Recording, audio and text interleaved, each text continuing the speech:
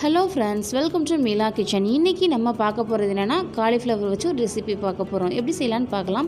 வெங்காயத்தை பொடி பொடியாக நறுக்கி வச்சுருக்கேன், ஒரு முட்டை எடுத்து வச்சுருக்கேன், பருப்பு பொடி, கருவேப்பிலை பொடி, மிளகு, சீரகத்தூள், கரம் மசாலா, தனி மிளகாய்த்தூள் இதெல்லாம் சேர்த்து தான் நம்ம பண்ண போகிறோம். இப்போ காலிஃப்ளவரை நான் சுடுதண்ணியில் போட்டு இந்த மாதிரி எடுத்து வச்சுருக்கேன்.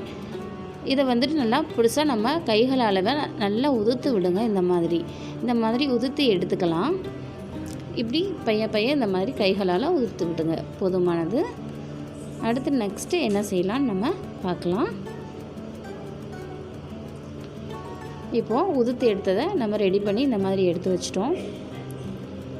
நெக்ஸ்ட்டு கடாய் வச்சிட்டோம். கடாயில் நம்ம எண்ணெய் விட்டுக்கலாம். எண்ணெய் நல்லெண்ணெயும் கடலெண்ணெயும் சேர்த்து வச்சுருக்கேன், அதை நீங்கள் ஆட் பண்ணிக்கோங்க. ரொம்ப உடலுக்கு ஆரோக்கியமானது.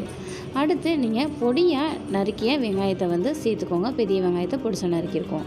அதை நல்லா நீங்கள் வணக்கிக்கோங்க. வணக்கி எடுத்துட்டு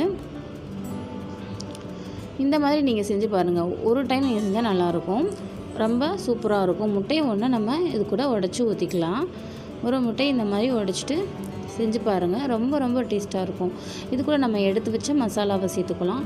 இந்த பருப்பு பொடியும் கருவேப்பிலை பொடியிலையும் நான் உப்பு சேர்த்துருக்கேன். அதனால் நீங்கள் உப்பு சேர்க்க தேவையில்லை.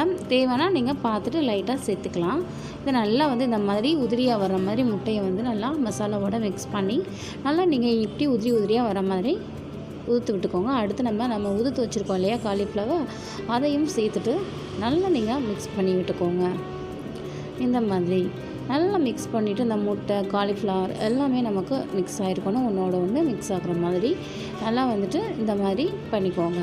ரொம்ப டேஸ்ட்டாக இருக்கும். இதில் நம்ம பருப்பு பொடி, கருவேப்பிலை பொடியெல்லாம் சேர்த்துருக்கோம் இல்லையா, அதெல்லாம் ரொம்ப டேஸ்ட்டாக இருக்கும்.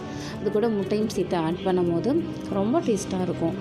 இந்த மாதிரி செஞ்சு கொடுங்க. உங்கள் குழந்தைங்களாம் ரொம்ப விருப்பமாகவும் டேஸ்ட்டாக இருக்குதுன்னு சொல்லிவிட்டு திரும்ப செஞ்சு தர சொல்லி சாப்பிடுவாங்க. ரொம்ப டேஸ்ட்டான ரெசிபி இது. நமக்கு இப்போ ரெடி ஆகிடுச்சு. காலிஃப்ளவர் முட்டை பொரியல் சூப்பராக இந்த மாதிரி நீங்களும் செஞ்சு பாருங்கள். இந்த வீடியோ உங்களுக்கு பிடிச்சிருந்தா லைக் பண்ணுங்கள், ஷேர் பண்ணுங்கள், மறக்காமல் நம்ம சேனலை சப்ஸ்கிரைப் பண்ணுங்கள். வீடியோ யூஸ் பண்ணதுக்கு தேங்க்யூ.